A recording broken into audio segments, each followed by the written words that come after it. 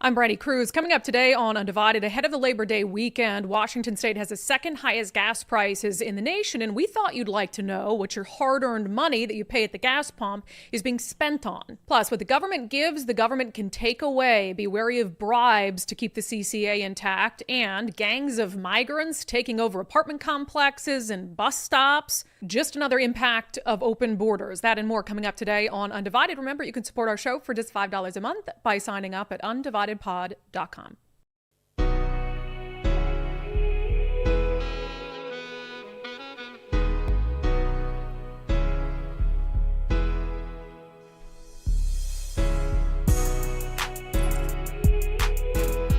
Hello and welcome to unDivided. Thank you for being here. Thank you so much for your commitment to giving common sense a comeback. Buckle up, buttercups. We're going to take you on a wild ride today into the depths of government deception.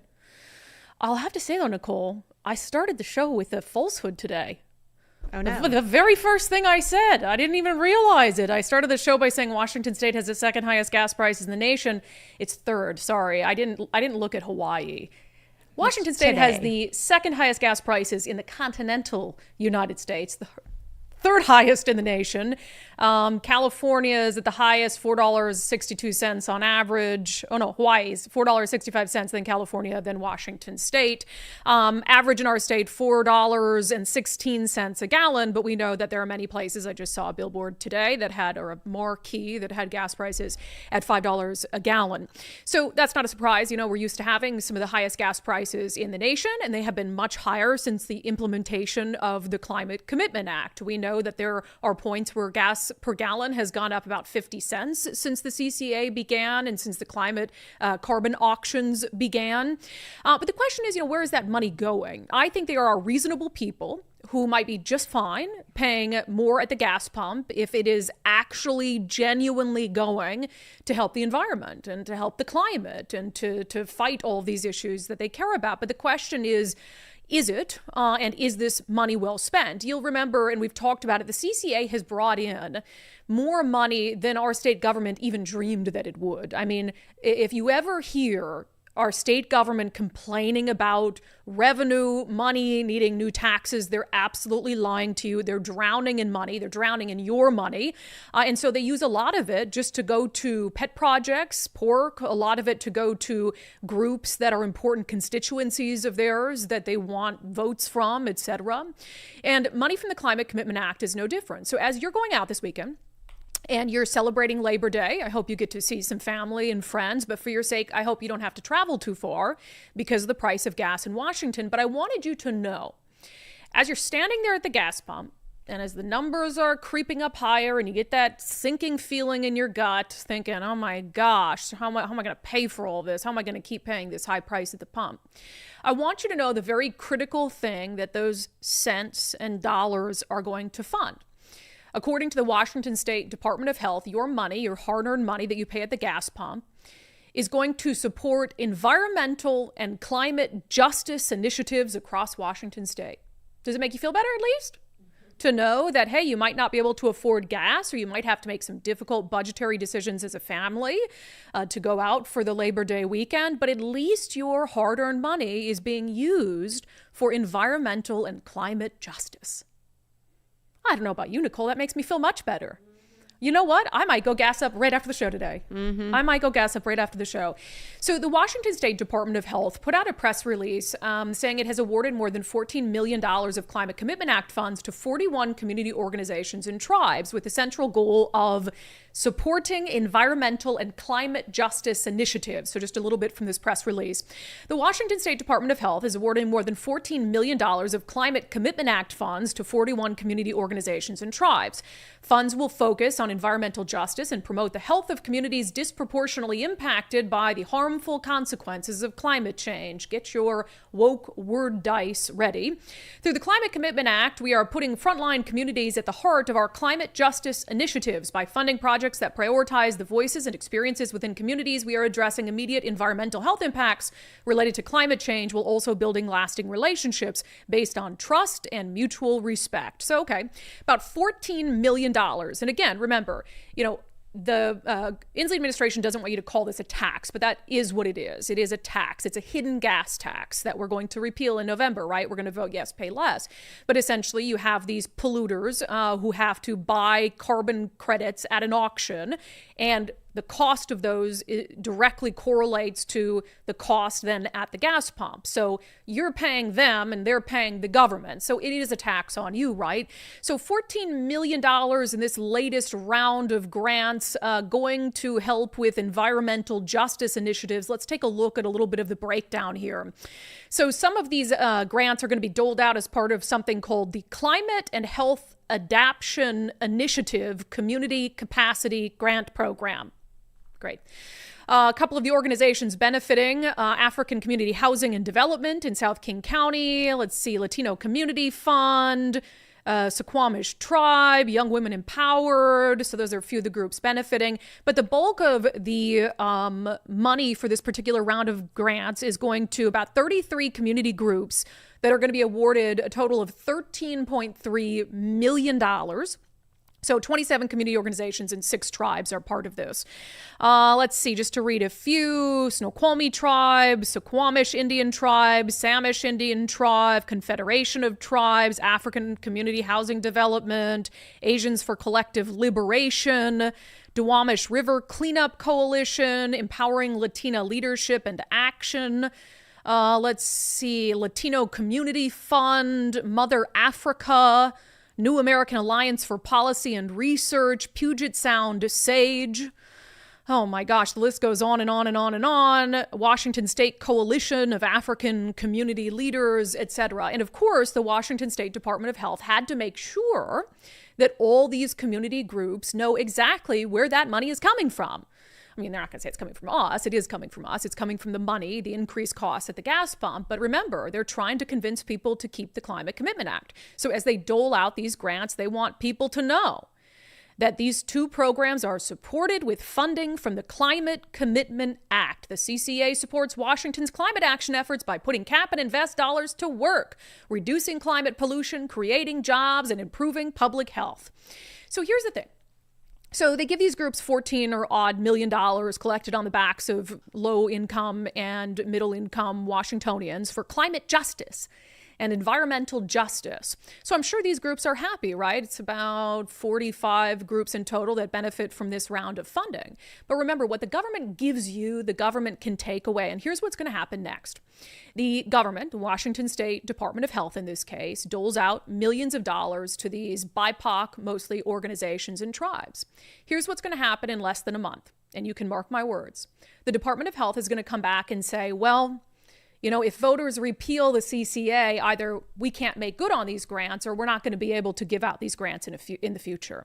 We're not going to be able to help these BIPOC organizations, these tribes, if voters repeal the CCA in November. And they are going to hold millions of dollars in funding that they've promised these groups over their head.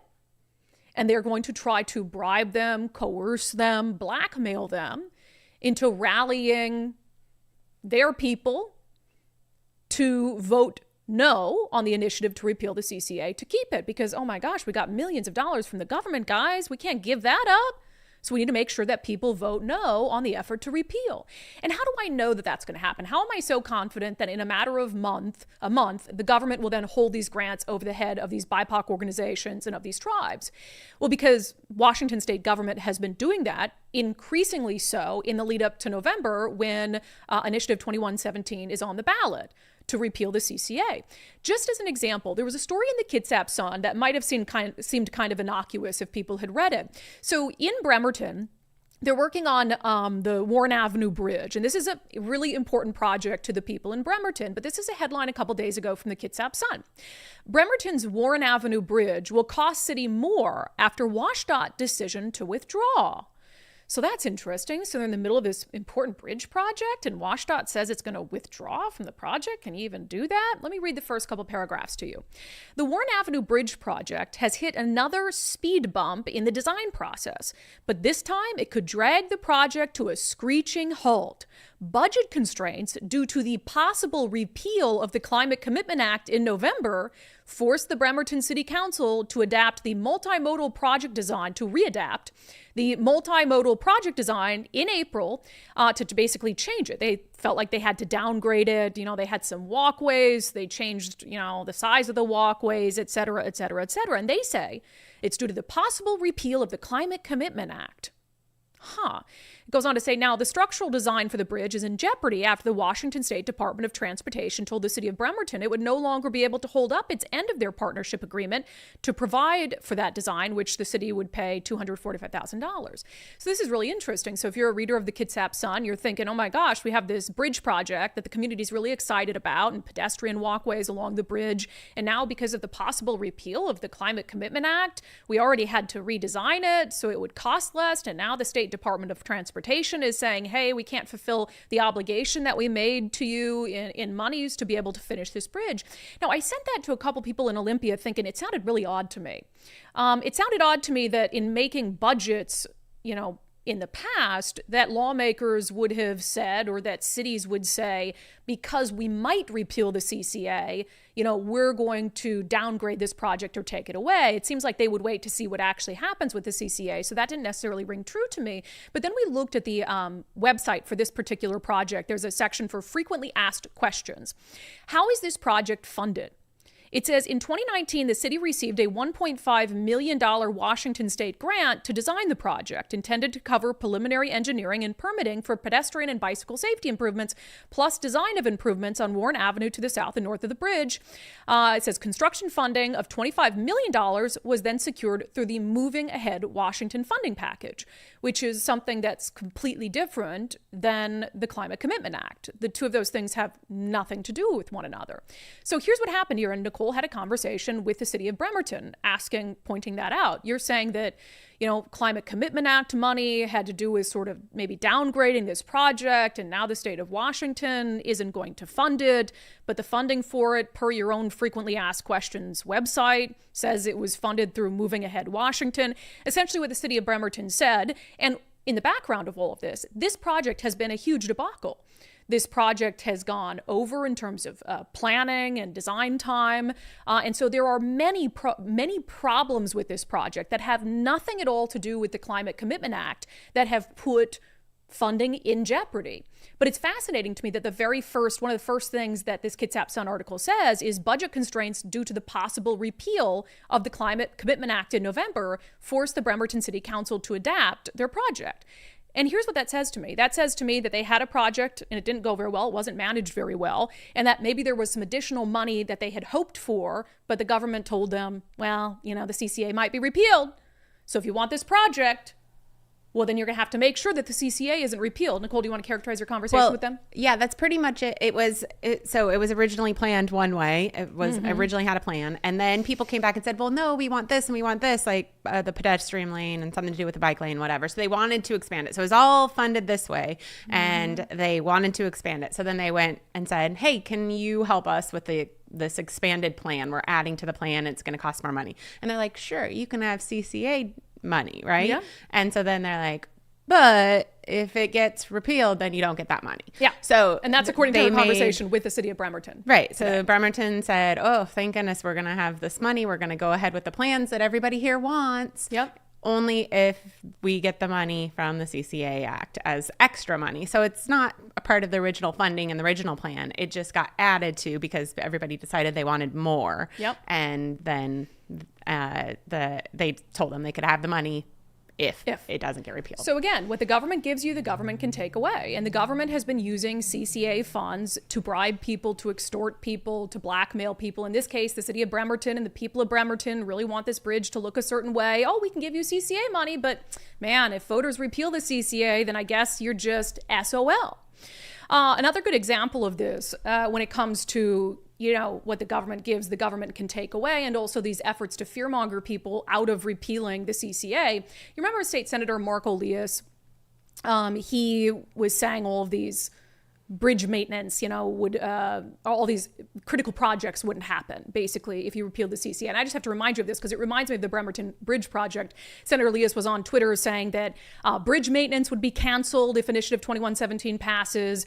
Just basic road maintenance would be canceled if Initiative 2117 passes, which, of course, as you know, has nothing to do at all with the money from the CCA. Now, the CCA money is part of the larger transportation package, but it doesn't have anything to do with whether we can do just routine maintenance on bridges or potholes. He had also pointed to a couple projects that were funded years ago in very intentionally in purple districts to say, oh, these really important projects in purple districts that you really need, like the widening of SR 18, that's just not going to happen if you repeal the CCA, which we know isn't true. So they've got extortion, fear-mongering, coercion, and then, of course, there's bribery. All of this reminds me of when you look at the grants that they just doled out through the Department of Health. Oh, all these BIPOC organizations, they're going to get all this money. Within a month, they're going to come out and say, hey, we got to put this on pause, tribes, BIPOC organizations, because if the CCA is repealed, you might not get it, because they're trying to, basically brainwash foot soldiers in their efforts to keep the CCA. Very same thing that happened with the Puget Sound energy credits, where and not just Puget Sound, but other energy companies sent emails out saying, hey, we're giving you a $200 credit on your electric bill paid for by the Climate Commitment Act. And they are continuing. I get emails every day from people saying they will not let this go. PSE already sent the credit, and they are emailing over and over, reminding people, hey, did you get your credit? If you got your credit, remember, it was paid for by the CCA. And Governor Inslee, this was a couple months ago, we played this clip. Governor Inslee, Chris Daniels at Como News asked him about this energy credit and the assertion that it just amounts to a bribe. And remember what Governor Inslee said. They're trying to take away $200 from these families. Who wants to take away $200 credit from a family to help them with their costs of these low-income folks? That's reprehensible. You know what else? It's weird. Yeah, so the people who want to repeal the CCA would be taking away $200 in energy credits from hardworking people, low-income people. We'd be taking it away. I mean, despite the fact that it's their money to begin with, that you already took away at the gas pump. You already took it from them, and now you're giving them just a little pennies of it back, just a little sliver of it back. And man, if big, bad, scary people want to repeal the CCA, then you're taking that money away. And that's how it's going to be framed with these health grants. What do they call the health grants again? For funds to support environmental and climate justice. Again, mark my word, in the next couple of months, the Department of Health will come out, Governor Inslee will come out and say the same thing he just said there about the energy credits. It is cruel to take these grants away from these community organizations who need them for environmental justice and climate justice, and it would be cruel and, what do you say, weird. It would be weird to take that money away from them. So it's very transparent what's happening here. They are giving out these funds. They're promising cities like Bremerton, oh, that bridge project you need? Yeah, we'll give you some CCA money, but then they're going to hang it over their heads. They're going to say, well, unless it's repealed, even though they already have all this money, right? They brought in more money through the CCA in the last year than they ever anticipated. And so it's not as if we repeal the CCA in November, that this money that they're pushing out in grants, that they're pushing out in energy credits, that they promise cities like Bremerton, it's not like it just vanishes or that they give it back to us. They're not giving that money back to us if the CCA is repealed. They're keeping it.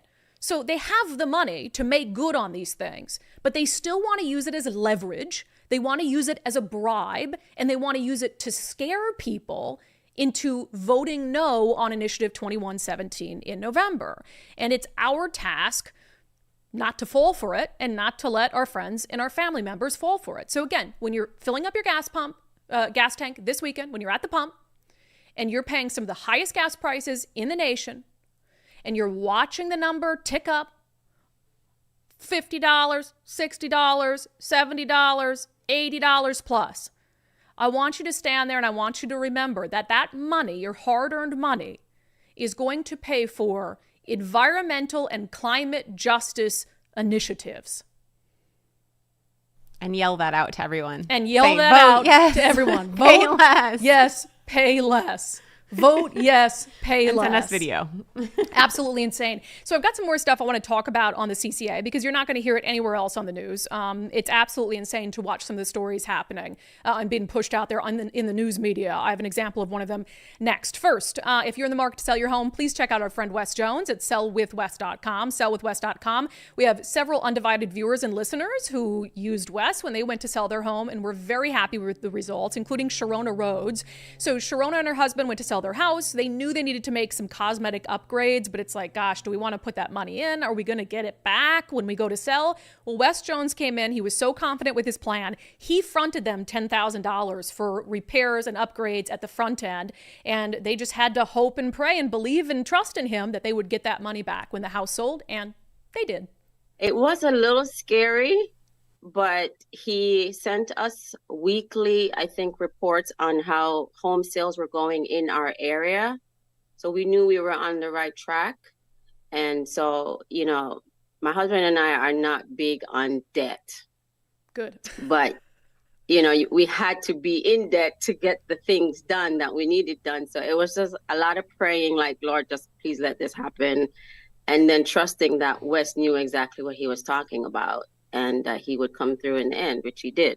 Yeah, Wes was able to get their home sold for over list price in just 6 days. And that's because the man just knows what he's doing. Sellwithwes.com, sellwithwes.com, a better way to sell your home. All right, carrying on with the CCA repeal. So you've got the dishonesty from lawmakers. You've got the bribery, the extortion, using money as leverage to BIPOC organizations and to tribes who are already getting a ton of money that's brought in through the CCA, and now they're getting extra money and grants. So you have all that happening, and I think the last hope for people to be able to get the truth and to hear about things like what we just told you about and what's happening on this show is through the news media. And look, we have a pretty big following on this show, but at the same time, sometimes I have to stop and realize that the people who need to hear this message the most aren't watching this show, aren't listening to this show. They're maybe listening to the evening news for a half hour, an hour at night. They're maybe opening up the Seattle Times. And so they are getting what the mainstream legacy media is giving them. And as we know, the mainstream legacy media isn't giving them very much. And there are some good reporters who I think are hamstrung by time constraints. When I was in TV news, it was a constant battle and frustration from reporters in the newsroom who wanted to do a good job, who wanted to do good stories, wanted to spend time investigating and researching, but it was like, no, you got 3 hours to put this together and you're going to get 45 seconds in the newscast. And it's like, how do I tell a nuanced story in that time frame? How do I explain to people what's going on? And it's very difficult. So in this next story, I'm not going to pretend to know which it was, but this story, I think, is indicative of kind of the both sidesism that's at play here. So I've been guilty of both sidesism. People used to accuse me of it all the time. And I think that happens when you're a moderate, when both sidesism is basically you're saying, yeah, but the other side is doing this or the other side is doing that. Or you're trying to sort of play this, make both sides seem equally good or equally bad or like they're equally, dishonest. And to me, this story is artificially inflating the no on 2117 argument in a way that's just not honest to viewers. So this is from, admittedly, our friend Chris Daniels over at Como News. I like Chris very much. I think he often does a good job. I think this story is a big miss. And in it, he sits down with this woman. There was a press conference, no on 2117, which I thought, man, no TV station showed up at the press conference Let's Go Washington held on the initiatives the other day. Not one single TV camera, but they all flocked to this one. It's very strange.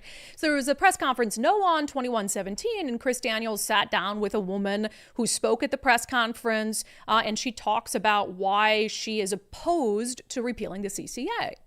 My son Luca had his first asthma attack when he was just 10 months old. So when it's wildfire season, we depend on air monitoring networks. This initiative would defund expanding that network that families across our state rely on. This initiative doesn't do a single thing to guarantee lowering costs, but it is guaranteed to cost the health of our kids. This initiative doesn't do a single thing to guarantee lowering costs, but it's guaranteed to cost the health of our kids. And she didn't just say this, a very short story. She wasn't just allowed to say that once, she was allowed to say it twice in the same story. It doesn't do anything to guarantee lower costs for families in the state, but what it does is guarantee bad air, bad water. So that's a line straight from Governor Inslee. Remember when Governor Inslee was trying to decide which lie was going to resonate with people? So first, for a year and a half, he told the lie, this won't raise gas prices, this won't raise gas prices. They might even be lower than they are today, or it's going to raise gas prices pennies. And then he realized, well, I can't stick to that lie anymore because it's very clear that the CCA is raising gas prices. So then what did he say? Well, this is about greed. This is about greed from the gas and oil companies. So this is just them. They're padding their pockets. That didn't really stick. And so then he said, oh, there's a pipeline that's under pipeline going through maintenance. It's just he's such a joke. There's a pipeline, so that's really what's happening here. That didn't stick either. And then what did he come to when he realized that the initiative to repeal it is actually very popular? He said, well, there's nothing in the initiative that guarantees that prices are going to be lower. So wrap your mind around that for a second. So we know that the Climate Commitment Act is raising gas prices. That's not in dispute. That is an absolute fact. The governor can continue to claim it isn't, but that's not in dispute. I'm not having debates with anyone about whether the CCA is raising gas prices.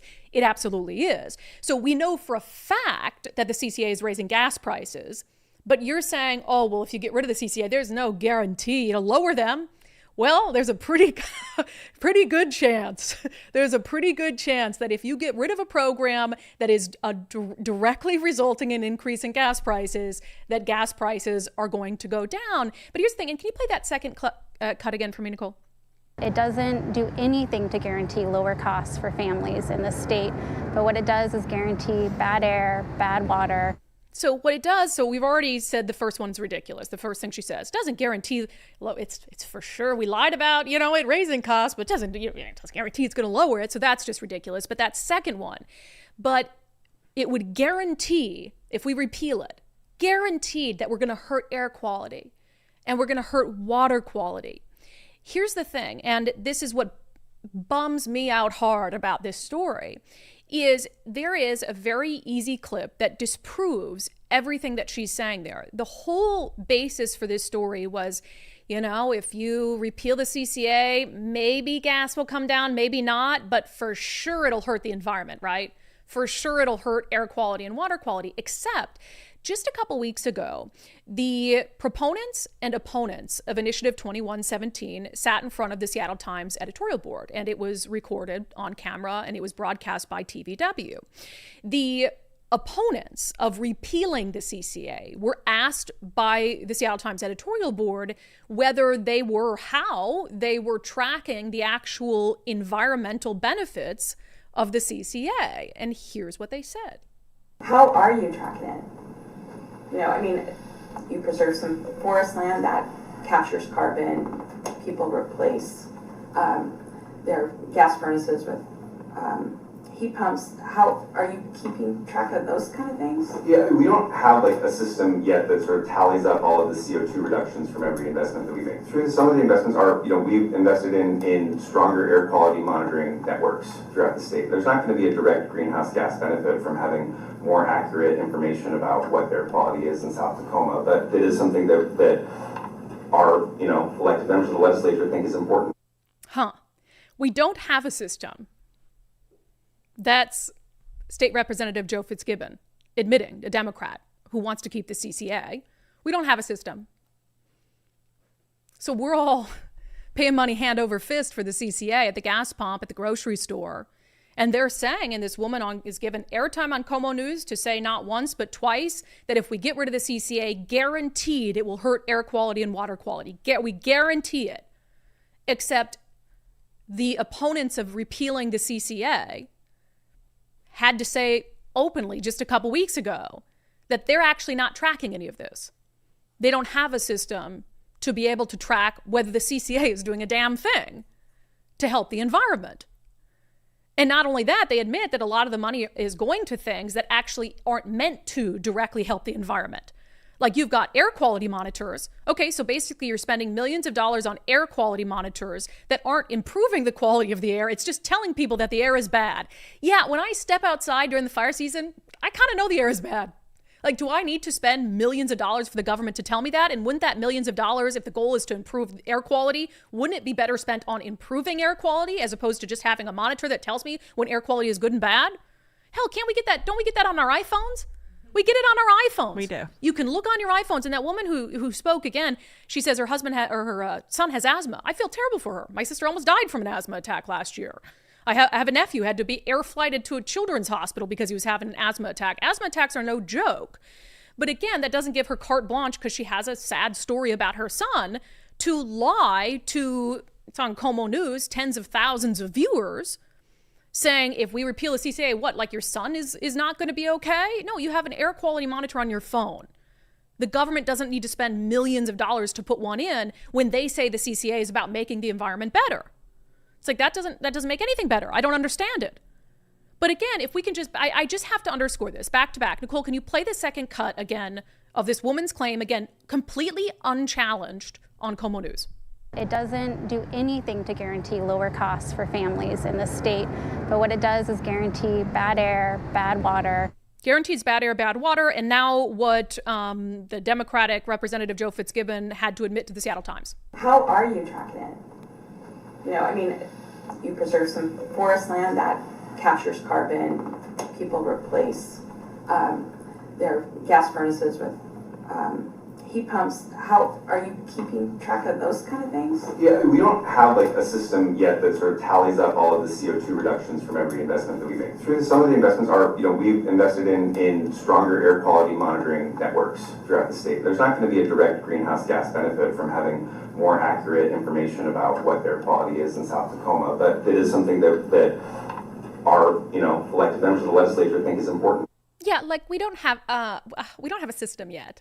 That's just, it's insane. You're sitting in front of the Seattle Times editorial board saying, why we absolutely have to keep the CCA, and how embarrassing is it that you have to sit there and say, oh, well, all these claims we're making about it helping the environment, we aren't really tracking anything, and a lot of the money is going to things that actually won't have a benefit for the environment, but that we think are really important, like tracking air quality, and like spending $14 million of your hard-earned money on environmental and climate justice initiatives.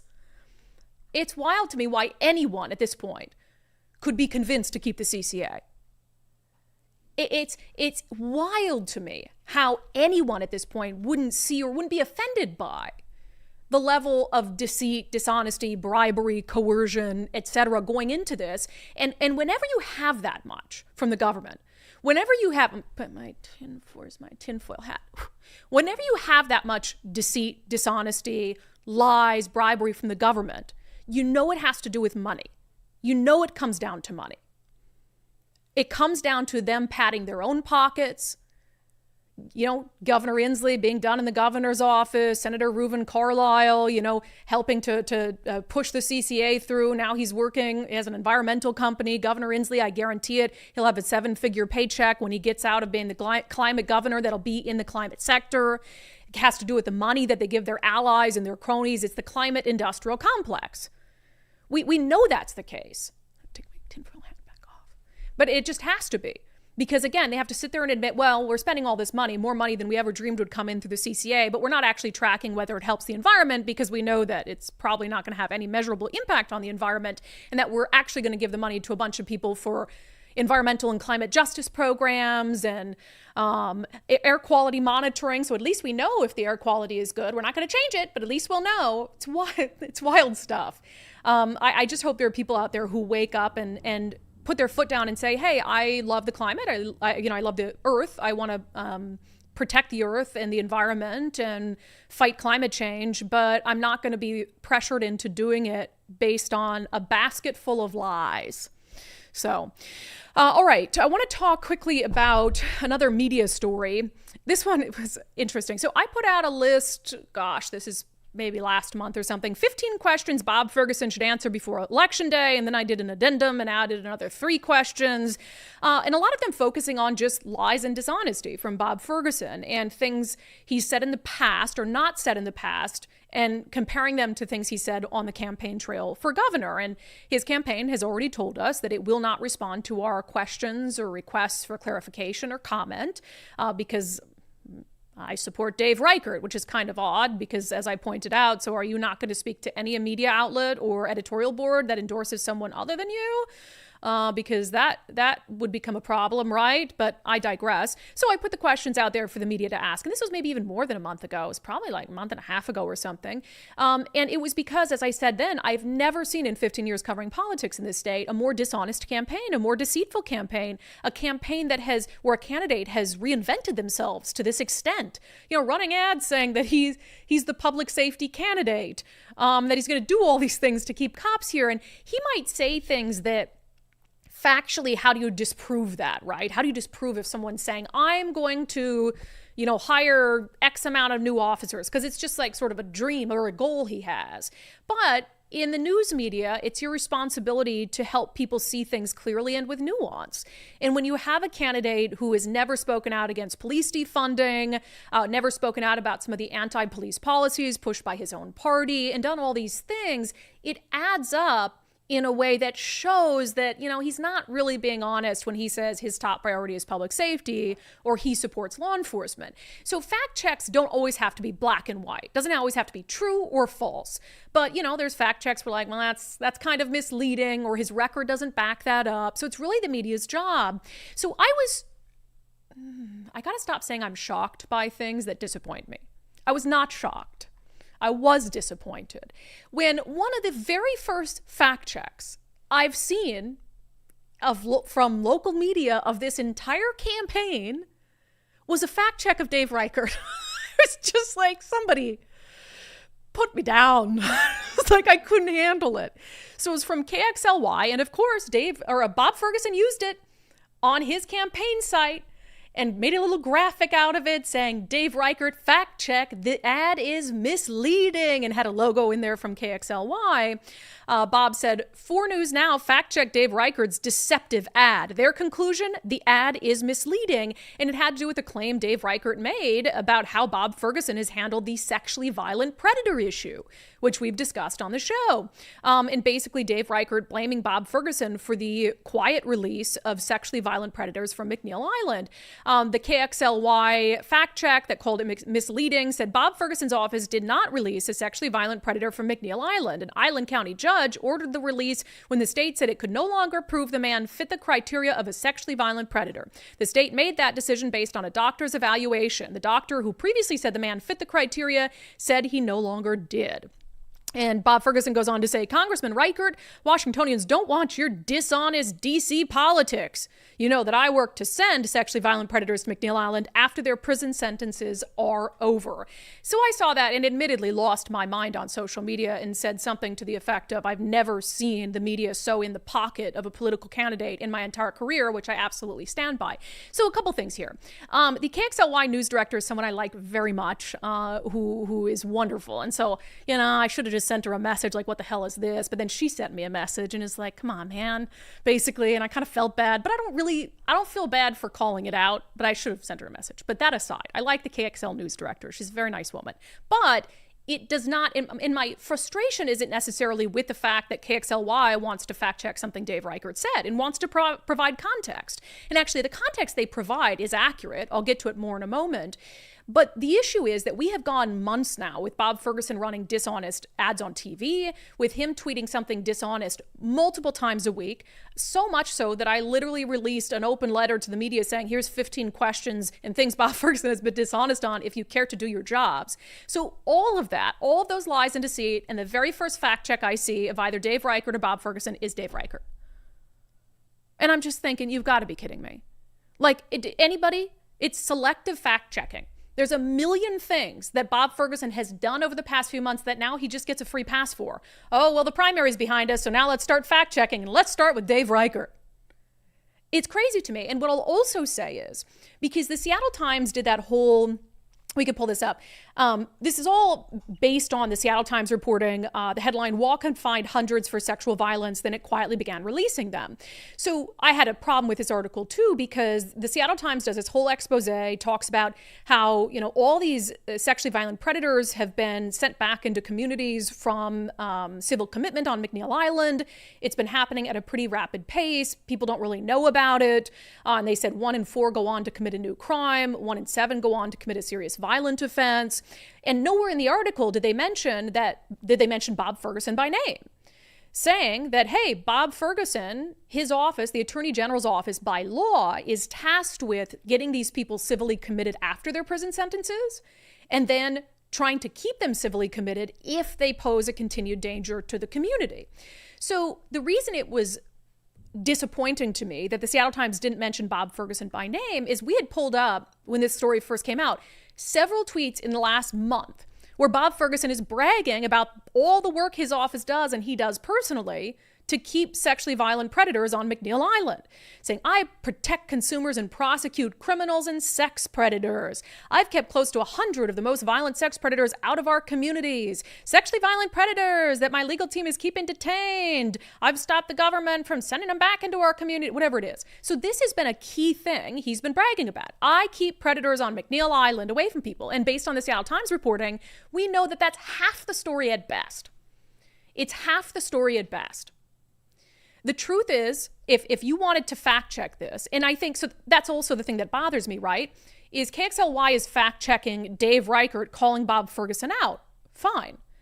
But wouldn't they, in the same breath, fact check what Bob Ferguson has said about his work with sexually violent predators? It's the same story, right? So why wouldn't you do both and say, Dave Reichert said this, but technically it's a judge that makes the ultimate decision about whether someone stays on McNeil Island, not Bob Ferguson. But at the same time, Bob Ferguson has left out entirely the part of the story where a lot of these offenders are being quietly released into communities.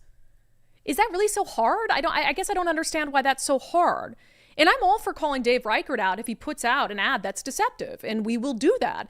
I don't believe what he said about Bob Ferguson here is deceptive. Now, I think this is good context, but it's context we've given you on the show that yes, technically, the Attorney General's office and the Attorney General cannot unilaterally keep someone on an island for the rest of their life. You have to have a therapist, an expert who says this person continues to pose a threat to the community if released. And in some cases, the AG's office might want to keep someone there. But if they don't have a therapist that says that, then their hands are kind of tied. But for instance, I'm going to pitch this because I got the book here. So we mentioned a sex offender out of that's now in Spokane that was unconditionally released to Spokane. Her name is Laura McCullum. And Laura McCullum was released in 2020. And it was actually the Attorney General's office and the Department of Social and Health Services that petitioned to have her released because a therapist said, we can't prove she's a continued threat to the community. The issue with that is that Laura McCullum had kind of a trial release in Lakewood. And just a month into her trial release, which had strict supervision, she admitted to looking at a 6-year-old girl out the window and thinking about molesting her. So they sent her back to McNeil Island. Then a few months later, they tried again, and they had to send her back to McNeil Island again. And then within a matter of months, she was unconditionally released to Spokane. This is a woman, first in the state, who's ever been housed on McNeil Island. She got there because she repeatedly raped a baby from the age of 18 months to the age of 3 years old. Repeatedly raped a baby and is believed to have dozens of victims.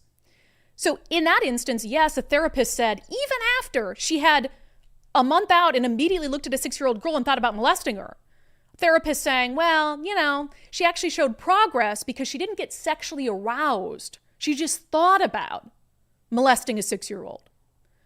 So to me, that speaks to a level of incompetence that's kind of scary. Like, who are the therapists that we're relying on to make these decisions? And why would the Attorney General's office just give up and say, well, that therapist says she didn't get sexually aroused, so off to Spokane for unconditional release. And then it happens very quietly. Bob Ferguson brags a lot when he can keep an offender on McNeil Island, but they don't put out jack. They don't put out press releases. They don't let the community know that, hey, we couldn't win this one. And Laura McCullum, who's, raped a baby, and has had dozens of other victims, she's now out to Spokane, and we think this is a travesty. Doesn't say anything about that. Half the story. Is there nothing there to fact check? KXLY? Seattle Times? King 5? Como? Cairo? Anybody? Is there nothing there to fact check? So I bring up that case because the woman who literally wrote the book on Laura McCullum, it's called Laura and Me, Sylvia Peterson, she's an author. She spent more time with this sexually violent predator at McNeil Island interviewing her than anyone. She knows her better than anyone. She literally wrote the book on her, and she does not believe Bob Ferguson is being honest when he says he's protecting our communities from sexually violent predators like Laura McCollum. So Sylvia Peterson is joining us this week on Sundays with subscribers. And she's going to tell us on the Sunday show about her conversations at McNeil Island with Laura McCollum and about what is being said on the campaign trail by Bob Ferguson about what he's doing or not doing to protect our communities from sexually violent predators. So it's going to be, we've already taped it. It was a fascinating conversation. Sylvia is just such a smart, brave, interesting woman. I mean, she spent years going to McNeil Island to visit Laura McCollum and sit and talk to her and heard all these horrible things that Laura had thought about doing, had done to children, and then wrote this book about it. And I'm telling you what, if I had to go between, do I believe Sylvia Peterson about the threat that this woman poses to Spokane, or do I believe Bob Ferguson in his office? You know what the answer is to that. It's really insane. So the selective fact checking has to stop. I don't know what the answer is. And I'm sorry, I'm like dragging on today. I don't know what the answer is, because the media is captured. The media is absolutely captured. Do I think there are some reporters in newsrooms trying to do a good job and maybe don't have the time, don't have the bandwidth, there's not the bodies in the newsroom to do everything that needs to be done? Sure. But when the first fact check I see in the race for governor, I'm not saying there hasn't been any others, the first one I've seen from a mainstream news outlet is a fact check on Dave Reichert when he's mostly right about Bob Ferguson lying about his record on sexually violent predators. You've got to wonder, like, what the hell is going on? What the hell is going on? All right. With that, let's get to our segment, Unbelievable.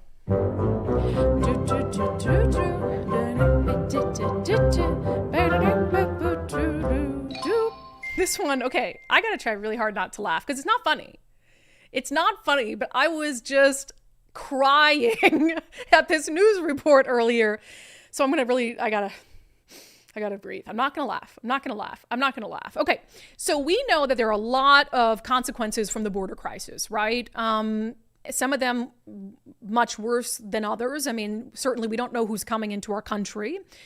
We know that some of them are violent offenders in their country of origin. They have gone on to kill Americans, to rape Americans, to hurt Americans. And then there's the issue of just resources, where you've got cities and states, like some areas in South King County, that are inundated with migrants. We already have a homelessness crisis. There's nowhere to put them. They're taking on our social safety net and straining it to a point where people who have lived here, who have paid taxes, who are supposed to benefit from it, there's like going to be nothing left for them. But there's this issue of serious gang violence because these other countries are exporting their worst of the worst gang members into our country by being like, yep, go ahead to America. Like, we're not going to stop you. We don't want you here. So there have been a couple stories. We'll get to two different ones I think we've got time for today. One out of California and one out of Colorado, which these are two very progressive states that are like welcoming states for, I think it was in Colorado where they were urging residents to voluntarily house illegal immigrants and give them a room and board. So Colorado, California, Washington, very similar on the come one, come all, regardless of immigration status. But then in the Jamul Dulzura Union School District in California, there was an issue. A group of migrants, likely gang members, tried to hijack a school bus. Okay? So now the school district says it has to take action, and the action they're taking is utterly insane. A group of migrants tried to board a school bus this morning while it was traveling to a school. The superintendent for the Jamul Dulzura Union School District informed parents of that incident earlier today. It happened at one of the stops on the school district's bus route that heads to Oak Grove Middle School and Jamul Primary. Meanwhile, yesterday afternoon, in a similar area along another route, the superintendent says that a group of migrants tried to stop another bus. Border Patrol, CHP, and the Sheriff's Office have now been informed of these incidents. The superintendent says that for the safety of everyone, if a driver sees a group of migrants at a bus stop, they will drive past it and move on to the next. Okay. She can't even believe it. So if a school bus driver now sees a group of migrants, who they which is assume to be basically migrants, who they assume to be migrants at a bus stop, they're just going to keep driving past. So this is after you had 2 instances where they tried to stop the bus, board the bus, which is why I call it, they were clearly trying to like hijack the bus or do something. This is a bus with middle school students on it. Like, what are you doing as adults, right? So you're saying that like clearly they pose a danger, right, to the kids. So if they're trying to stop and get on a school bus, these are clearly some dangerous individuals. So your solution is to drive right past and leave the kids with the migrants. So like, forget little Tommy and Susie who are waiting at the school bus stop, surrounded by, I don't know, Venezuelan gang members. Good luck, kids. Like, you know, just go, we'll meet you at the next one. That's insane. And it also is a recipe for disaster in this very progressive area where you're like, oh, that looks like a group of migrants, so just keep driving. That doesn't seem very welcoming to me, does it? The school district superintendent put out a statement on it. I won't read all of it to you. Good afternoon. Earlier today, I notified transportation families about 2 recent incidents. Both incidents involved people either trying to stop or board a bus at a bus stop. Thank you to our bus drivers for keeping our students safe and to the parents who helped to ensure the bus was not boarded. We have been in contact with Border Patrol, the Sheriff's Office, and CHP throughout the day. In addition, multiple news organizations and Representative Daryl Issa's office have reached out. We continue to work with law enforcement on the matter. We have put additional protocols in place and notified parents of bus riders. Nicole, can you look at where this, something tells me that this school district's right by the border. Well, it can't be. Oh, no, this one's in California. Yeah, it's California. Sorry, I gotta, because I have a hunch here. Hold on. Shmuel Delzura Union School District. Looks like. Sorry, we didn't do our research. East County. Do you see it? I bet you somebody in our chat's already. It's pretty close. It's I mean. Oh yeah, it's by Tijuana. It's by Tijuana. So I guarantee what's happening here are migrants are like trying to hitch a ride. They came across the border illegally and they're trying to hitch a ride with a bus full of kids. I mean, yes. Yeah. I mean, it's like as far away as San Diego. So it's, you know. Yeah. But it's out there. It's kind of rural. So that's what's happening. So yeah, it's like they come across the border illegally and they're trying to get on a bus with middle school students. Or they just want to take the bus so they have a way to get all their friends to the next city or whatever it is. It's just insane to me. Yikes. So that one, you know, it's wild. That your solution to that is let's just drive by and leave little Tommy and Susie to deal with maybe, I don't know, maybe terrorists, maybe Venezuelan gang members, who knows? So then there are, this is in Colorado, a video of armed men, later, you know, identified as migrants, trying to like storm an apartment building. So they've got, you know, I don't know, where are they? It's kind of throwing me off because like one of them's, okay, they got a long gun. They're on the phone. It's almost like they're... A lot of handguns, too. Yeah, a lot of handguns. Owners of the video say it was taken just before a shootout at the complex that left one person seriously injured. They can all be heard speaking Spanish. The video ends with them bursting into the door. Oh my God, are they hatcheting it open? Like, that's genuinely terrifying. Several vehicles damaged by gunfire. It's believed to be the Venezuelan gang Tren de Aragua, TDA. The Aurora Police Department says they've formed a task force. Great. Meanwhile, Fox 31 Colorado spoke with a couple that is now moving out of that complex. It's been a nightmare and I can't wait to get out of here. This is how Cindy used to lock her front door. Every day when we come home, we have to do this. Every time we go outside to take out the garbage, every time we try to go to bed at night, we have to keep it like this so nobody can kick in the door. The couple's car and many others here were riddled with bullets after a shootout at the complex earlier this month. The Romeros say the trouble started when a large number of migrants began moving in. They had not been able to move out for different reasons. We couldn't get any. We tried reaching out to the resources, but they told us since it wasn't actually a condemned building, we would have to wait until that was the issue, but we didn't want to wait for that. So the only help I got was after talking to you. Wow. So yeah, 5 locks on your door every time you go in and out and take out the garbage. That's happening to Americans. And it's happening because states like Colorado, California, Oregon, Washington, they say, you're all welcome here. We're not going to push back against anything this administration is doing. We don't mind that we might be importing gang members, terrorists, dangerous street gangs from Venezuela, all in the name of woke equity, love, joy, whatever it is, inclusion, more Democratic voters. I don't know what it is, but you're putting the lives of Americans at risk. You know that. You simply don't care. Now, there's one person in Colorado, at least just one in Aurora, who does care. I'm going to save this for sanity check at the end of the show, because I love this city council member. I wish we had 1 million city council members just like her in America, and things would be much better. So put a pin in this story, and we're going to hear from a council member who's helping that community deal with this influx of dangerous Venezuelan gang members. All right, coming up next, we're going to get to Florida Report with my sister, and also we're going to talk about Kamala Harris's first big interview with her emotional support vice presidential candidate. First, if you have an RV or you're thinking about getting one, I highly suggest checking out Natchez RV Resort. So I've been out there with Mike. It's awesome out there. It's just beautiful. But if you're just looking for a place to sort of, even leave your RV and then you've got a spot to go on the weekend, this has everything you could ever want and more. First of all, the community down there is awesome and wonderful, and the people are sane, and they're just trying to get away from the crazy and enjoy time with family and friends. But they just finished this 4,300 square foot clubhouse for owners where you can hang out with guests, where you've got a gym, you've got indoor outdoor fireplace, or giant gourmet kitchen, showers, etc. All that room at your disposal, which is so cool for an RV resort.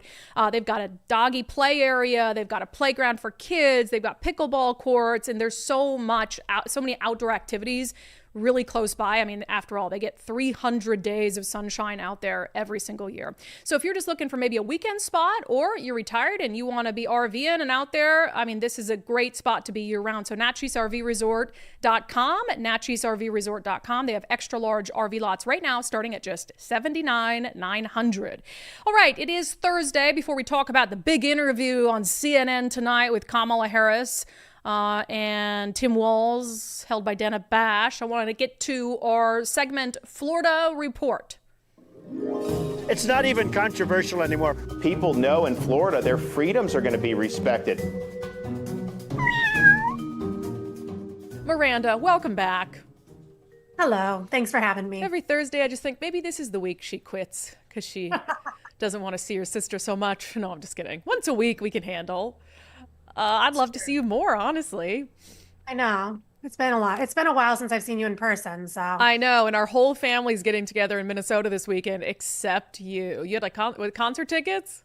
Yeah, I'm going to see Buckethead, so. Of course you are. I'm kind of a fangirl for Buckethead. I've seen him 11 times, but he doesn't tour very often, and when he does, I will fly to go see him, and he happens to be in Fort Lauderdale this weekend. So. All right. Okay. I know you love Buckethead, so I can't really fault you for that one. All right. Let's talk about political sign thefts just exploding in South Florida. And I thought this is interesting because it must just be national tension, because we're dealing with a lot of sign destruction, sign thefts here. I get emails on a daily basis, hey, will you talk about the sign that was stolen here, here, here? And it's I can't talk about all of them. Yeah. I think the Kamala announcing that she's going to be running for president kind of put a new gas in the Democrats. So I wasn't seeing a lot of Biden signs anywhere, but the Kamala signs have come out in force down here. And we've had a huge spree of people picking them up off of yards, throwing them into streets, putting them into backpacks, running away with them. And then, of course, on the other side too, I think Trump supporters have dealt with a lot of sign thefts just throughout the last 8 years. Dealing with that, but it is really ramped up in the last week or two to the point where it's making headlines down here. Yeah, in this story, it has video of a guy yanking out a Kamala Harris sign, but also talks about people who, as you said, are getting their Trump signs stolen. I love that people have resorted to kind of putting cameras out and then capturing it on camera. That's just glorious. We had a lady, it was a school superintendent, I think it was superintendent, who was caught on a game camera stealing signs that were against a school levy, like a tax levy. And she ended up losing her job over it. So if you're worried, you just catch them on camera. It's true. And, it's funny to me because it's it's not like it's going to change the way somebody votes because you decide to yank their sign out of their yard. And I don't know how many people are actually especially with a presidential election, I think everybody knows who's running and who they're going to probably vote for. I don't know how much a yard sign is going to really change somebody's vote.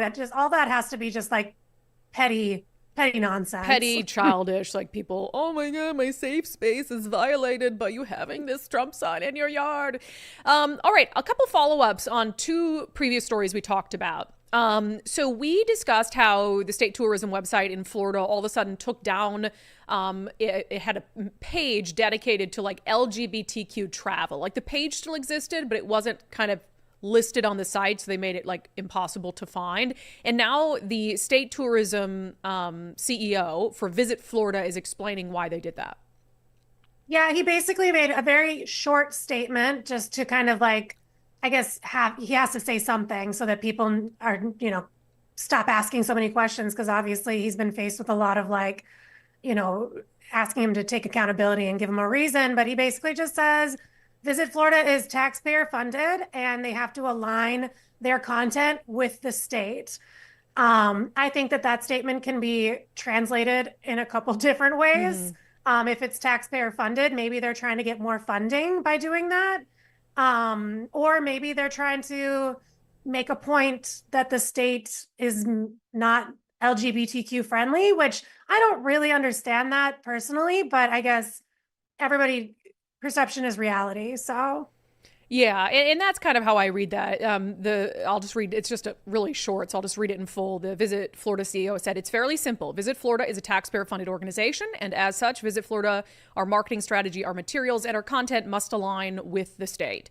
And, at the end of the day, that's true for any state agency, right? If you've got a certain governor on any particular issue, you're all going to need to be aligned. But I agree with you that I guess I don't. So first of all, there's two things.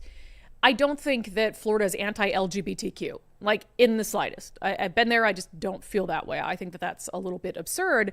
But it's also true that I don't believe government or taxpayer funded anything needs to focus on like who people choose to have sex with and like things like that. I just don't think it has a place in government.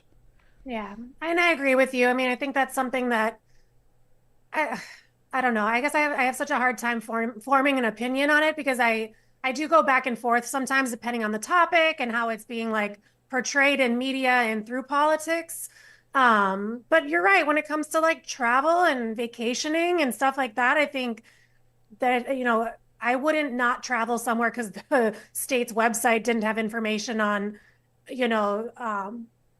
I guess LGBTQ or otherwise information on traveling. Like friendly. Yeah. And the thing is, there's a million entities in the private sector that can do that can have a website where it's like LGBTQ friendly places to visit or stay or whatever it is, like LGBTQ clubs to go to. The government doesn't have to be the one to do that. The same with, I don't like when the government has like, BIPOC this, like specific to a race. And like, it's like, no, okay. There are private entities that can absolutely do that. If you want to lift up certain business owners based on the color of their skin, I just don't see the place for it in government when government has other things they should be focused on. One more thing quickly.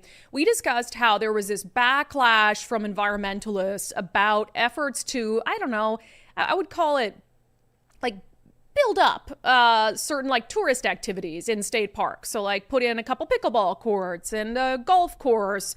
We had you on and you explained that like we're not talking about, what was your pave over paradise? We're just talking about a few things in state parks, but DeSantis is actually shelving it, right? Yeah, there was a lot of backlash. Like my social media people I know, people were upset because at face value, it's a really like scary prospect. They're like, oh, we're going to add golf courses and pickleball courses and lodging to all these state parks. And unless you really like dig into it, you don't really realize like that it's not as extreme as it sounded.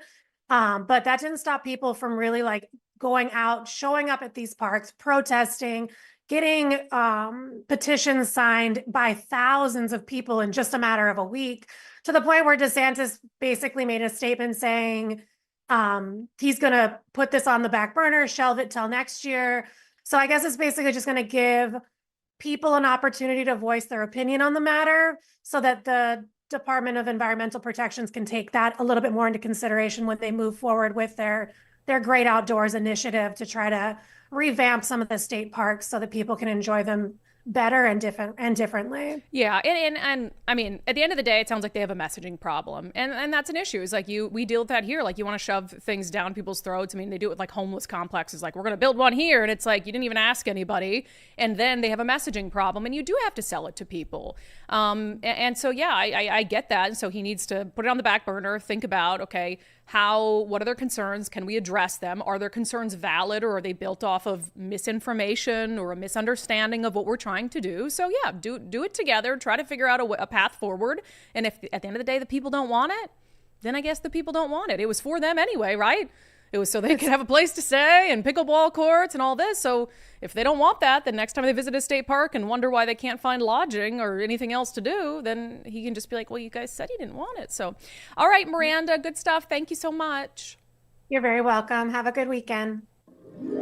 It's not even controversial anymore. People know in Florida their freedoms are going to be respected. How does your cat meow, Nicole? Let's hear it. I bet. Act like you don't make meows at your cat all the time. No, that's a good question. We had an old cat. He had one tooth, and he was like, ah! Yeah, he's more of a talker like that. He only really meows at me when he's kind of mad, you know? Yeah. Heidi Ryan said of that issue with the national parks in Florida, at least Florida listens to their residents. And I've called it the public input hoax, where it's like, we want public input. No, you don't. You already made up your mind. You don't actually want public input. The only kind of public input I don't like, that I want the government to block out, is when it's very clearly a small, loud group of people, and they're going to try to bully you into doing something. But if you have residents who are showing up, sharing genuine concerns, as the government, you ought to be absorbing that and really thinking about whether it's the best thing to do. So good for Ron DeSantis. We'll see if they end up changing course on that. All right, who is excited to see the wisdom, the depth, the knowledge, the policy ideas from Kamala Harris tonight on CNN? I can't wait. I will absolutely be watching this. Kamala Harris to sit down for her first interview with her emotional support friend, Tim Walz.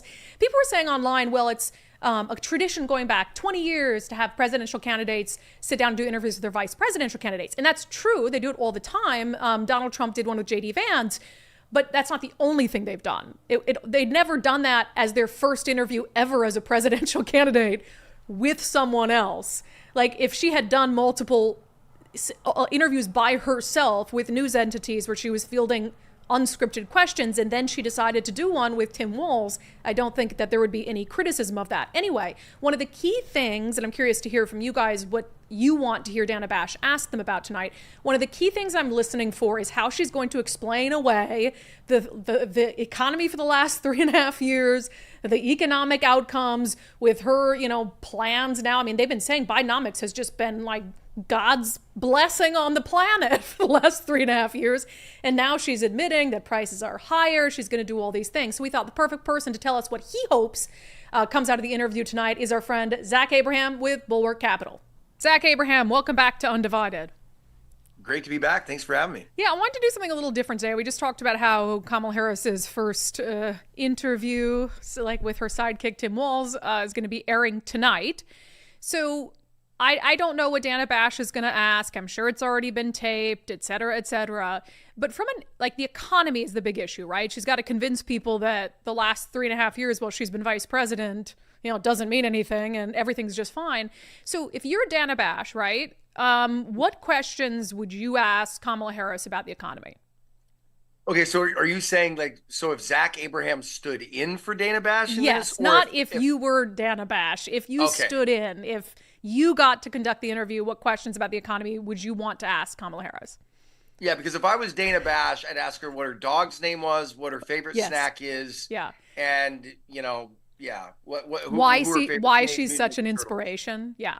Yeah, and if she likes it when we call her Mamala. Yes. If I was Dana Bash, that's what I would say. Yeah. I think one of the first questions I would ask is regarding your comments on cost controls and price gouging.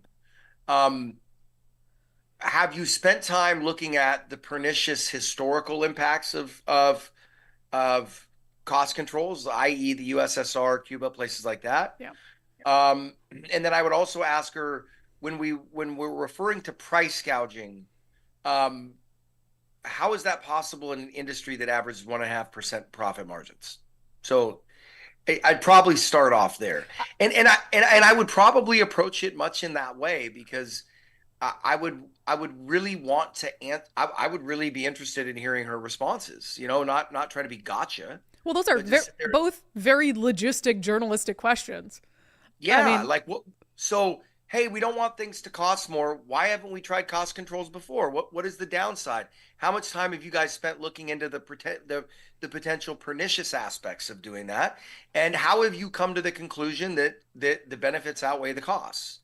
And I think what you'd shortly see is that there's virtually no analytics going on there. There's no deep analysis. There's no deep thought, right? These aren't, like, what I'm saying and what I'm asserting isn't controversial, right? It's historic, right? Historically accurate. It's what happens, right? I would then go on to ask her questions about all I have heard you reference regarding government budgets and government deficits as tax increases. When you're running federal deficits that are in excess or right around 50% of total government, but well, it's less than that now, because I think the government budget's ballooned to like 6 trillion or whatever. But when you're running deficits that are the equivalent of 30 to 40% of your entire federal budget, how do tax increases bridge that gap? Yeah. And I'm not, and then I'd sit there and say, look, I'm not saying that they can't be a part of the solution. Help me understand the thinking, because I don't understand, without cost cutting, how we can ever get to a place where we even closely get to a balanced budget. And I would ask that question more just out of comedic relief, just because I'm pretty sure she doesn't have an answer for it. B, I'm pretty sure she doesn't understand the math. And C, like anybody that's talking about balanced budgets nowadays, you can't trust them, right? Like we will never have, I don't think we'll ever see a balanced budget in our lifetimes. Republican or Democrat. Yeah. No, it's just, it's not feasible. But they run around, the debt, like we're going to attack it, and it's just, and for everybody involved, it's all just kabuki theater and nonsense. But when you're coming out of the gate talking about tax increases, like, come on, right? Yeah. Now, the thing that frustrates me is if you were spending the majority of that deficit in places that made sense, I think you could potentially balance the budget. And I'm going to tick some Republicans off when I say that, but we have to understand that there's two different kinds of government spending, right?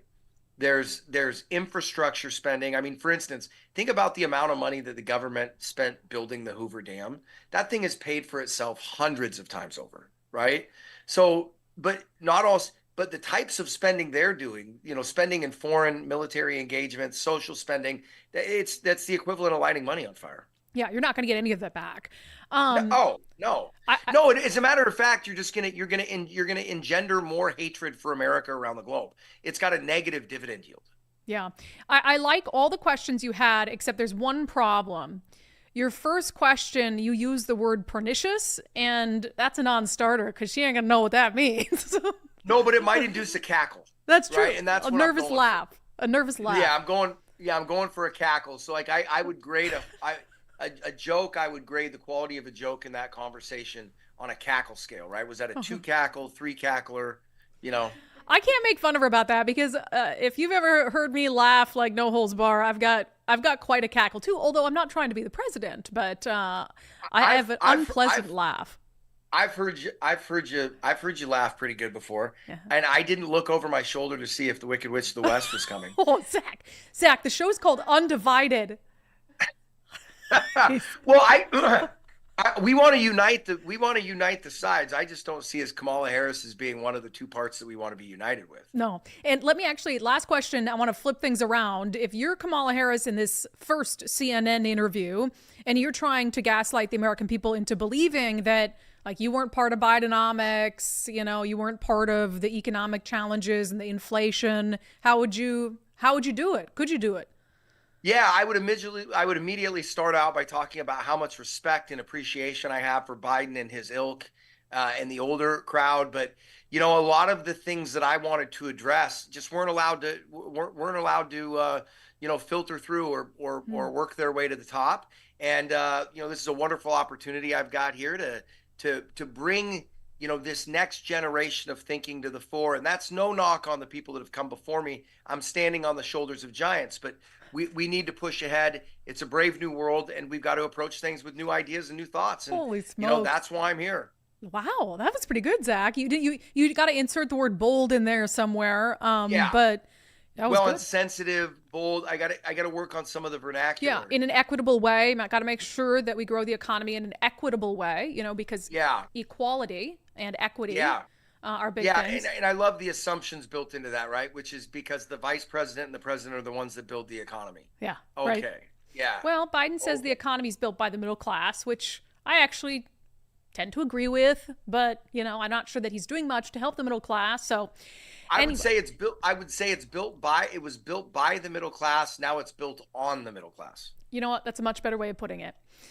All right, Zach. Well, we'll follow up with you next week on how the interview went and see if you're impressed with the answers she gave or the answers Tim Walz gives for her. You can wait to hear my comments, but we could probably record them now. Yeah, or they can check out your radio show because I'm sure you're going to be talking about it. KnowYourRiskRadio.com. All right, yes. Zach, thanks so much. All right, thank you, ladies. Fun as always. Our friend Zach Abraham, I think he has too much fun on our show. That was a very good interpretation of what Kamala Harris will probably try to spin her economic questions on. So if you are getting close to retirement, especially, really important to make sure you have somebody managing your money who is taking risk seriously. Zach Abraham is the Chief Investment Officer at Bulwark Capital. He also hosts the Know Your Risk Radio podcast. And at Bulwark, their number one focus is risk management because you only get one retirement. So check them out. You can also learn about their investment strategy using their free common sense investing guide. You can get yours now at knowyourriskradio.com. That's knowyourriskradio.com. Okay, subscriber show poll. So I asked you guys just because we have already have some booked, but we'll be releasing in the next few days. In fact, we released this morning an interview with Kerry Kennedy, a candidate in the 10th Legislative District, our only hope of unseating lying Clyde Shavers. You might recall that before the primary, we chose to platform Yvonne Giardo, who was, I guess, the establishment Republican candidate. That's what they call it, right? That's what the establishment. She had more support from the actual party, but then she ended up losing in the primary. She got third, and so I had apologized to Kerry Kennedy on the show saying I didn't even give her an interview, and she ended up beating Yvonne, and so we released an interview with Kerry Kennedy this morning.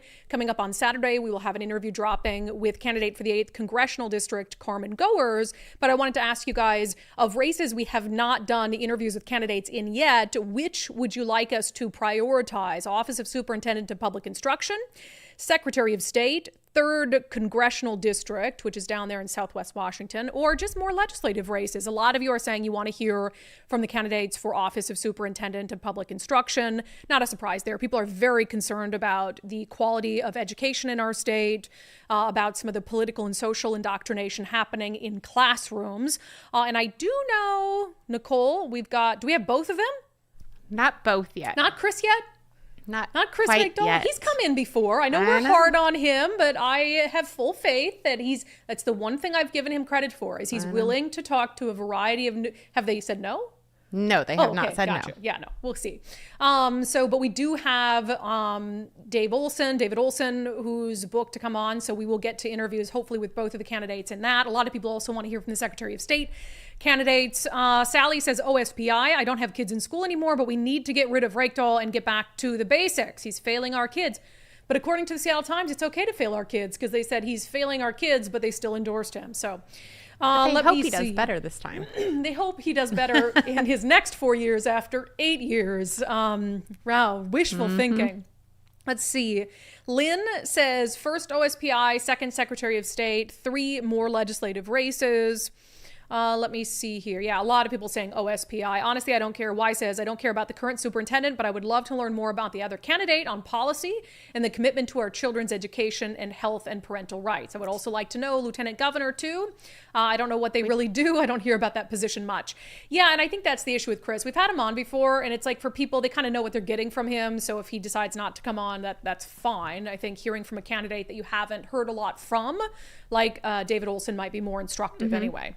Can we announce the other one that I just booked? That's in a couple weeks. Is there a reason you weren't? Oh, okay. I don't know what. The attorney hit my mic. Oh, okay. Oh, well. So Nick Brown, the Democrat running for Attorney General against Pete Serrano, has agreed to join us. I didn't know that was so far the first. So I mean, first Democrat. Well, not the first. Well, of this little primary to election, that's going to be of the post primary. Yeah. Well, that'll be great. I think having Nick Brown in, and then we've already had Pete Serrano on. We'll probably have him on again at some point, but we've already had him in for an in-depth interview fairly early in the election cycle. So I'm very glad to hear that Nick Brown has agreed to join us. I look forward to that conversation.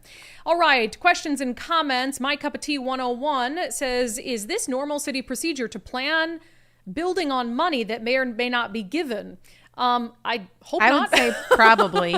So I hope not. Well, I think that, again, it wasn't the original plan. And does that happen a lot where they give you this truncated original plan, and then they're like, oh wait, we got to make some changes, and then they end up over budget, and then they end up expanding the budget. Yes, I think that happens quite frequently. Sounds like not the best run project, I think, but that's pretty standard, right? Yeah, exactly. I think that's how it goes. Like, let's just get this through, and then we'll find funding later, which is kind of the point with a lot of these initiatives, is where we give them enough money, they keep wanting more, and then we give them enough and wasting it. And that's the thing about that Kitsap Sun article I was kind of confused about. That was the only reference in the whole article to CCA funding. No explanation as to why CCA funding was even involved when it was funded before CCA kicked in. Funded in 2019 by a different program. Right. So, it doesn't describe what it's covering, which is just covering this expansion of the plan, not the actual So it made it seem like this whole bridge won't manifest or something if the CCA is repealed, which I think is somebody using the Kitsap Sun to push that message. Yeah, because I had talked to one of the people behind it. I won't call him out because he's very nice, and he didn't really know why I was calling or anything like that. And I mean, I told him, but he didn't really connect it. Yeah. And then I told him why we were suspicious of the way that was worded, and he's like, oh. And I kind of explained to him what was happening, and I think it was even news to him. Yeah. I think that was kind of news to him. Like, oh well, that's how they're funding it. If it gets repealed, we probably won't get the money. I was like, well, you realize that they're threatening you, and they want all these people to be, like, oh, geez, we want the bridge. We want it's bridge blackmail. Yeah, man, exactly. I'm glad you informed him, Nicole. I tried. Rachel Cisneros says, Brandi, how do we collectively hold Washington state media accountable? You just have to be incessant about it. You have to be relentless and continue to ask them, why are you covering this? Why aren't you covering this? And be kind about it. Have you seen this story? Like, why aren't you covering it? I mean, there was another story that was Como, I think, did today that we did 4 months ago. Oh yeah. On the race-based the reparations program in Washington state that got passed under the radar, and we did something maybe 4 or 5 months ago. We did a follow-up on it once it actually was being implemented, and then Como News is out doing a news article like race-based loan program, and I'm like, we did that 4 months ago, and it's been happening for a while. Yeah, and so it's like sometimes I guess it just takes them a while. And the same thing with, I mean, think of all the stories we've done in the last few months that we were just like hitting, and if they finally picked up, like Manka Dhingra, finally picked up that she was lying about her work history, and she didn't make it past the primary. So I guess they're just slow. I guess you have to get all your news from the Undivided podcast first. And for some reason, they think that there's just a bunch of Democrats out there. So remind them you're out there. Yes. This is funny. Merwin Wren. That's a nice looking bridge project you have there, Bremerton. It would be a shame if something happened to it. Well, because if they actually said that, then they would be in trouble. But let's just phrase it. Yep. That's what they are saying without saying like it. A mobster. Oh, that's a nice looking $200 energy credit you have there, poor person. It would be a shame if someone took it away from you. It's like the mob. It's a very nice highway expansion you have there. Issaquah would be a shame if someone took it away from you. Literally. Oh, God. Matthew Koch. Don't be scared. That's funny. The engineering company I work at works on projects for cities, counties, and state agencies. Astonishing how over budget these projects go. Common occurrence. I agree. Let's see. Mary Christie. It cost us $5,000 to license our motorhome this year due to the Sound Transit train district in Linwood. Holy smokes. That's wild. $5,000? That's crazy. I mean, that must be a very nice motorhome, and we would like to come visit. Super nice motorhome. If you go to Natchez. Mary Christie, if you want to become a presidential patron, it's like $2,700 a year. But we have been getting some receipts for licensing of EVs as well, and that's one thing they also don't tell you is that the EV, because the the light rail, that sound transit fee is a percentage of your car. So when you're buying a very nice Tesla, but that's a giant chunk of money. So I think the last one I saw was $1,200 for the tabs that are supposed to be $30. Yeah, I mean, the tabs issue has been $30 car tabs are just a fleeting dream, you know. Okay, let's see here. Country guy on the migrants in Colorado and California. Do we know that these weren't just migrants going to work and didn't know they couldn't ride a school bus? Maybe. I believe that was verified. Maybe. But, you know. Let me see here. Labor Day plans. I asked you guys, what are you doing for Labor Day? Andy Stevens says barbecue, hanging out with other friends, maybe a car show. Okay, crafty Grandma Crispy, crafting up a storm for a show next weekend and processing buckets of apples from our 3 trees. That's awesome. That's relaxing. Carlene Heath says, hopefully blackberry picking in the back lot and yard. I always want to pick blackberries when I'm out and about.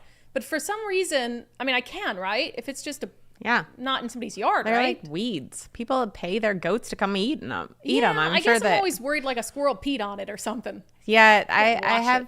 You definitely need to wash them well, because I've cleaned some out and found some fun things. But yeah, I actually had Canadian family here they're from kind of, I guess, eastern BC. Yeah. But they were like, I can't believe you have blackberries everywhere. I didn't realize that was so unique to the Northwest, is that we have blackberries on the sides of freeways and stuff. They're like, there's blackberries on the sides of freeways? I was like, yeah, you want them? I guess I kind of feel stupid for going to Met Market and buying those $7 things of blackberries. You should. But gosh, they're huge and they're just delicious. And you know, the ones on the side of the road don't pay for those. Covered in animal urine and stuff. No, I'm sure that whatever they're covered with in nature is far less bad than whatever weird pesticides they're covered with in the grocery store. All right. Brenda Benedict says, going to our property in Eastern Washington, barbecue, boating, grandkids love to wakeboard. I love that. Krista M, barbecue, seeing one of our favorite artists at a local bar. Matt's going to a beach cabin in Longview. The other Matt, missing unDivided, but barbecuing. That's so nice. All right, cool. Well, I love it, guys. I'm gonna be in Minnesota. So tomorrow morning, I'm leaving bright and early. I'm gonna go to Minnesota. We're still having our Sunday show, of course. And then I'm coming back Monday, so we will not have a show on Monday. Right, Nicole? Correct. No show on Monday. So we're gonna enjoy Labor Day, and then we'll be back on Tuesday. Yeah. But let's get to our closing sanity check. I can't really I can meow, I can boop. I don't really know how to make that sound. All right, I mentioned earlier the story about migrants, and in particular in Colorado, that one apartment complex that's been taken over by this Venezuelan street gang. Well, there was a city council member for the city of Aurora, Colorado, named Danielle Jurinsky, who is the council member every city in America deserves. We showed council member Danielle Jurinsky the video. Today, she helped the couple move out and find a new place to live. The city nonprofits have lined up to help the migrants that have come here, but nobody is helping the American citizens, the residents that are trapped in these apartment complexes. The Romeros tell us others living here had been asking when they'd be moving out. And this isn't just Americans. This is other Venezuelans that are living under this control, that are being extorted by the control of this gang. We show puts on her shoes, helps them move, and tells the truth. I mean, that's a great council member right there. A couple housekeeping things before we say goodbye to you today. Our monthly live subscriber Q&A is tonight at 8 p.m. So for subscribers, Patreon, locals, and X, a link to that will drop an hour before showtime. Bring your best questions. Reminder, no show on Monday. We do have a great episode of Sundays with Subscribers. We're going to be joined by Sylvia Peterson, who wrote the book Laura and Me. It has to do with a sexually violent predator who in 2020 in our state was released from McNeil Island into an unsuspecting neighborhood in Spokane, all under Bob Ferguson's leadership. So make sure, I highly recommend checking out the book Laura and Me, but join us on Sunday for Sylvia Peterson and that very important conversation. And That's it. All right. Thank you so much for being here. That's our final live show of the week. Thank you so much for your commitment to giving Common Sense a comeback. We appreciate every single one of you. We truly do. If you have not signed up to support the show already, please do so. It's just $5 a month. You can sign up at undividedpod.com, undividedpod.com. If you do it now, you can join us for our live subscriber Q&A tonight and check that out. Bring your best questions. And of course, we have that great conversation for subscribers with Sylvia Peterson coming up on Sunday's show. No Monday show, so we'll see the rest of you back here Tuesday at noon. Have a wonderful, wonderful, well-earned Labor Day weekend, everyone.